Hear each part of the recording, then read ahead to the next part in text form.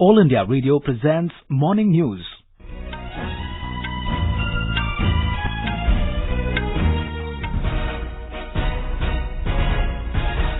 Good morning, I'm Abhishek Kumar. The headlines.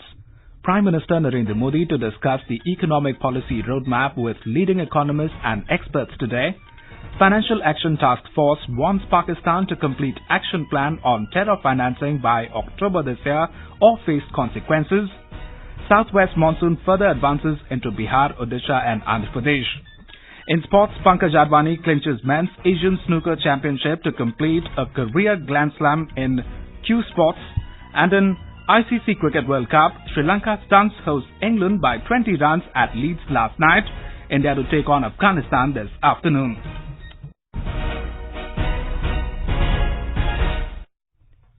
Prime Minister Narendra Modi will interact with leading economists in New Delhi this afternoon. The meeting is expected to deliberate upon economic policy roadmap for promoting growth and employment generation. It is being organized by government think tank Niti Aayog. Sectoral experts and industrialists are also expected to attend. The meeting assumes significance as it comes ahead of the presentation of the budget on 5th of next month by Finance Minister Nirmala Sitharaman. The GST Council has simplified rules for registration and Aadhaar will now be used by businesses for registration under GST. Briefing media after the 35th meeting of the Council in New Delhi yesterday, Revenue Secretary Ajay Bhushan Pandey said earlier people had to give various documents for registration. GST Council also approved imposing a penalty of up to 10% on entities not passing on benefits of GST rate cuts to consumers. The Council also extended the date for filing annual returns by 2 months to 30th of August. Prime Minister Narendra Modi will attend the 14th G20 Summit in Osaka, Japan on 28th and 29th of this month. Former Union Minister Suresh Prabhu will be India's Sherpa at the summit. Briefing media in New Delhi yesterday, Mr. Prabhu said food security, energy security, financial stability, terrorism-related issues, innovation in digital economy and artificial intelligence will be discussed.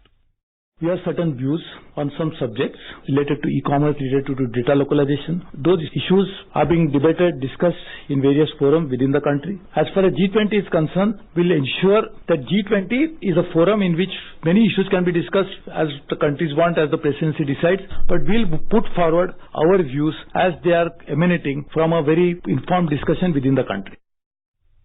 The theme of the G20 summit is Human-Centered Future Society. More than 20 countries will be participating in the summit. Informal meeting of the BRICS leaders and bilateral meetings with other leaders would also take place on the sidelines of the summit. India has participated in all the G20 summits held so far. It will host the G20 summit in 2022 for the first time. India has expressed concern over rising crude oil prices following developments in the Strait of Hormuz. Petroleum and Natural Gas Minister Dharmendra Pradhan sought via tweet the active role of Saudi Arabia within OPEC and OPEC Plus to keep oil prices at reasonable levels. Mr. Pradhan said he had a telephonic conversation with Khalid Al Fali, Minister of Energy, Industry and Mineral Resources, Saudi Arabia in this regard. He said he discussed ways to strengthen cooperation in hydrocarbon sector to enhance strategic partnership that exists between the two countries. The minister also reviewed the progress of Saudi investments in India's refining and petrochemical sectors.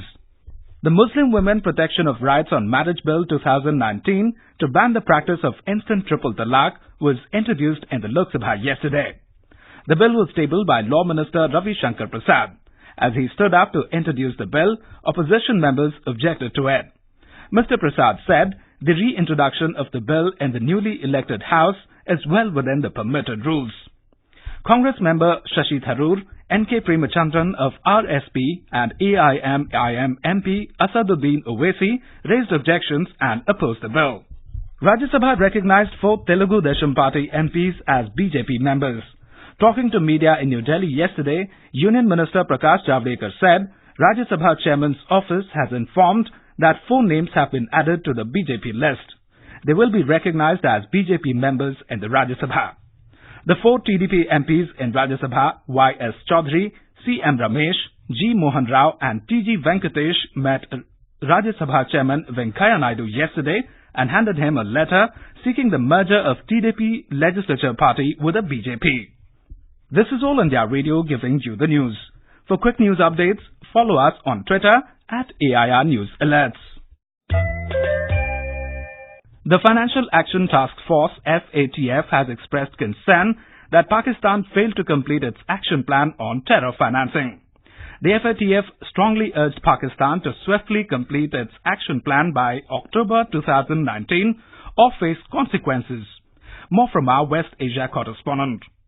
Saudi Arabia has been a founding member of the Middle East and North Africa arm of the group since November 2004, and its full membership comes after it was reported that the kingdom had made tangible progress for its effort in implementing the FATF's guidelines. Meanwhile, even as tension escalates between US and Iran in the Gulf region, Treasury Secretary Steven Mnuchin warned on Friday that Iran's financial system will soon face additional penalties if the nation does not comply with international guidelines to combat money laundering. The FATF said Iran has until October to comply with the international standards or it will trigger countermeasures. Kanchan Prasad, AIR News, Dubai. The Emirates airline of UAE has said that it has taken precautionary measures, including rerouting all flights away from areas of possible conflict in the Gulf region. The announcement came a day after an unmanned US drone was reportedly shot down by Iran in the region. The US Federal Aviation Administration had issued an emergency order on Thursday prohibiting US air carriers from flying in Iran-controlled airspace over the Strait of Hormuz and Gulf of Oman due to heightened tensions. Some international airlines are also taking precautions following the FAA order. The southwest monsoon further advanced into Bihar, Odisha and Andhra Pradesh. The monsoon entered Bihar through Purnia. Light to moderate rainfall was recorded in Purnia, Katihar and its adjoining areas. It also hit Odisha, covering all the coastal districts yesterday. Met Department said both the states will experience rainfall in the next 2 to 3 days. The southwest monsoon also entered Andhra Pradesh and covered some parts of Telangana. Several parts of Telangana are receiving light to moderate rainfall. Hyderabad weather station has informed last evening that monsoon spread to most parts of the state and the remaining parts will be covered in the next 2 days. A report.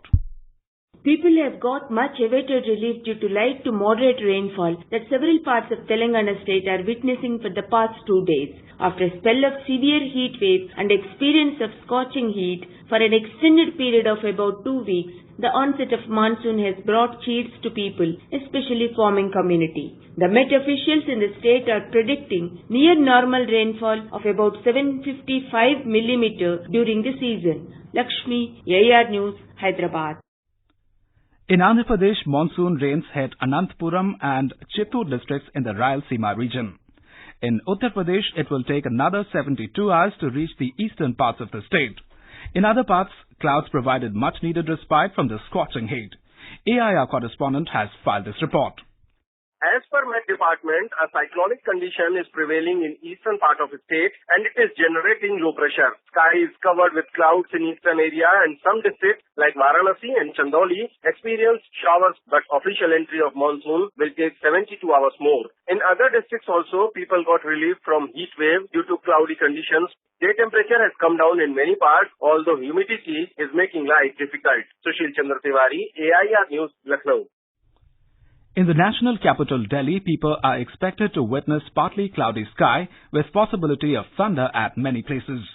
The maximum temperature will be around 40 degrees Celsius, 1 degree above normal, and minimum temperature remained at 29 degrees Celsius. In Tamil Nadu, Chennai and its suburban areas have been recently facing severe water shortage. Chief Minister Edapadi Palaniswamy has said that the government would bring 10 million litres of water every day from Jollarpet in Vellore to Chennai through rail wagons to meet the shortage. Speaking to media yesterday, he said that this step would be in addition to 2 million litres of water from Kerala. 48 days after Cyclone Fani hit Odisha coast on May 3rd, a central team visited Puri district to assess the condition of families which are still deprived of basic amenities. A report from our correspondent. The solution to these livelihood problems will obviously take time. The Odisha government says more than 5,227 crore rupees required for relief to those affected by the cyclone. As per the information available, the state government has distributed 1,481 crore rupees so far and are yet to receive money from the center. Funds will be released after submission of the details of the damage assessment report by the central team which visited funny ravaged areas of Puri for second time yesterday. SN Patnaik, AIR News, Sambalpur. India's ace QS Pankaj Advani has clinched Asian Snooker Championship in Doha to complete a career Grand Slam in Q Sports. Advani defeated Thanawat Tirapong Paiboon 6-3 in the final yesterday to become the only one to win the Asian and World Championships in all the formats. Having already accomplished it in billiards, Pankaj had this elusive 15-red Asian Snooker title missing from his silverware collection. Pankaj will now take part in IBSF World Cup next week in Doha. In the ICC World Cup, Sri Lanka defeated England by 20 runs at Leeds yesterday. Chasing the victory target of 233 runs, hosts England were all out for 212 runs. Sri Lanka's Lasith Malinga, who took 4 wickets for 43 runs, was adjudged man of the match. Earlier electing to bat first, Sri Lanka made 232 for the loss of 9 wickets in the stipulated 50 overs. Today, India will take on Afghanistan at the Rose Bowl in Southampton at 3 p.m. All eyes will be on Rishabh Pant's selection, who has joined the squad as a replacement of Shikhar Dhawan, and the youngster will be a powerful addition to the middle order. India has suffered a setback, having lost an in-form Shikhar Dhawan to a fractured thumb. In the second match today, West Indies face New Zealand in Manchester at 6 p.m. India is fourth in the table with 7 points from 4 matches so far. Afghanistan is at the bottom of the table with no win. Former Liverpool and Chelsea striker Fernando Torres has announced his retirement from football. The 35-year-old Spaniard scored 81 goals across 4 seasons with Liverpool and won the Champions League, Europa League and FA Cup with Chelsea. Facebook has launched the world's most detailed and advanced population density maps using artificial intelligence AI for Bangladesh and other countries of Asia Pacific. The map shows an estimate of the number of people living within 30-meter grid tiles. It includes demographic data such as the number of children under 5 as well as the number of women of reproductive age. Facebook says the new AI-powered and high-resolution maps will help address large-scale social, health and infrastructure issues in the area. And now for an overview of today's newspapers, it's over to V. Ravi Kumar. Thank you, Abhishek. Pictures of Yoga Day celebrations is spread over the front pages of almost all dailies this morning. The Pioneer headlines, Yoga fervor grips the world, with the PM's quote, Modi says yoga belongs to everyone and everyone belongs to yoga. Tensions over oil rise in the Gulf region. The Indian Express writes, Persian Gulf on boil, Navy starts escorting Indian merchant ships. The Mail today writes, a drought of doctors, city hospitals in ICU, adding not just Bihar, but even the national capital has a huge shortfall of doctors across hospitals. Writing on the Vice President's proposal of radical reforms in the parliamentary procedures, Hindustan Times says, Naidu moots 5-year shelf life for all bills in Rajya Sabha. The Pioneer writes, China cites NPT to block India's NSG bid. The Financial Express reports, no plan for H-1B visa caps, US State Department. And finally, Oz burn survivor is first to be treated with skin grown in lab, writes the Times of India about a new medical milestone achieved by Royal Adelaide Hospital in Australia. And with that, it's back to you, Abhishek. Thank you, Ravi. And now before we end the bulletin, the headlines once again. Prime Minister Narendra Modi to discuss the economic policy roadmap with leading economists and experts today. Financial Action Task Force warns Pakistan to complete action plan on terror financing by October this year or face consequences. Southwest monsoon further advances into Bihar, Odisha and Andhra Pradesh. In sports, Pankaj Advani clinches men's Asian Snooker Championship to complete a career Grand Slam in Q Sports.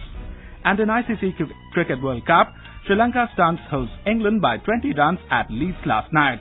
India to take on Afghanistan this afternoon. For details of these stories and more, log on to our website www.newsonair.nic.in. With that, we end the morning news. Have a nice day.